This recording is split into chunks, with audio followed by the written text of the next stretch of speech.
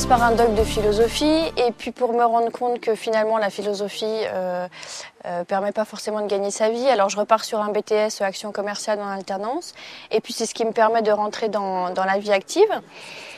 Et puis j'ai travaillé après pendant 7 ans en tant qu'ingénieur commercial dans la prestation de services informatiques dans un grand groupe d'abord, puis dans une plus petite entreprise.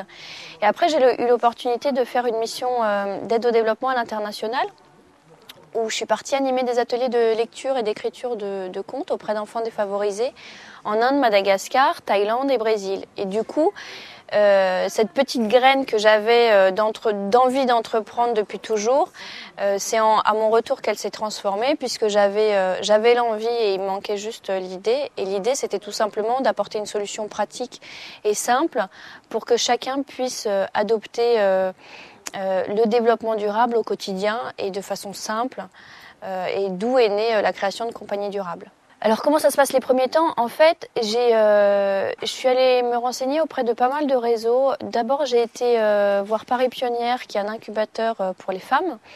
Et puis après Paris Pionnière, j'ai fait des démarches auprès du réseau 92 Entreprendre, donc c'est le réseau Entreprendre.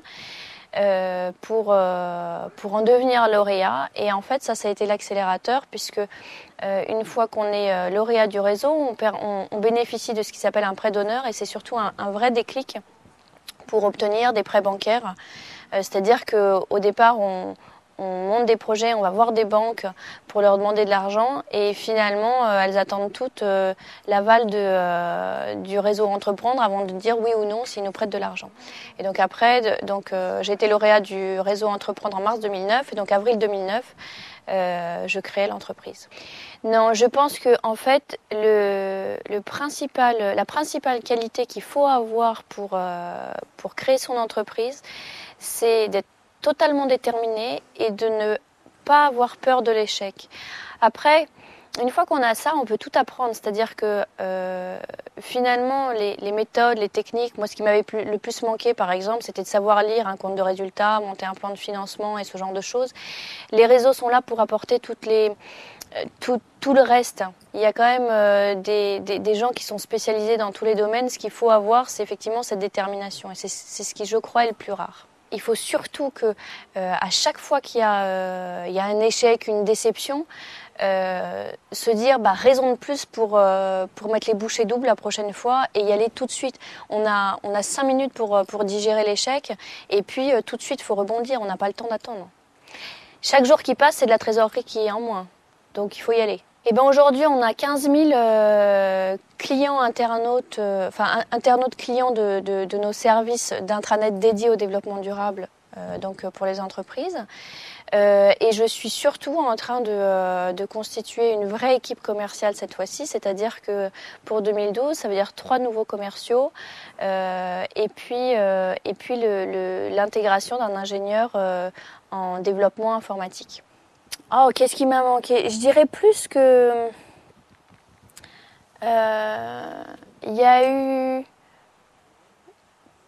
eu peut-être une chose qui était que mes associés ne travaillaient pas à plein temps et ils ne travaillent pas à plein temps dans l'entreprise aujourd'hui. J'étais la seule des actionnaires à passer 100% de mon temps sur le projet. Donc du coup, ça veut dire que j'étais très seule et d'où l'importance de s'entourer. Tout le travail consiste effectivement à s'entourer et de pouvoir après piocher dans notre entourage pour échanger, etc. C'est-à-dire qu'aujourd'hui, j'ai la chance par exemple d'avoir intégré dans mon capital un autre créateur d'entreprise qui est complètement successful. Donc avec qui je partage des problèmes par exemple de management de collaborateurs ou des choses comme ça ou des déclarations fiscales à faire.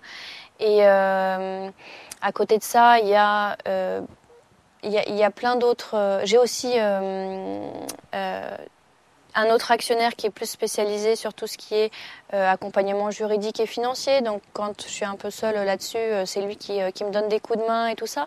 Et c'est vrai que c'est important de s'entourer Parce qu'on ne peut pas être expert sur tous les sujets. Et donc, parallèlement, en même temps que l'entreprise croît, on fait croître aussi son réseau et puis son réseau de spécialistes.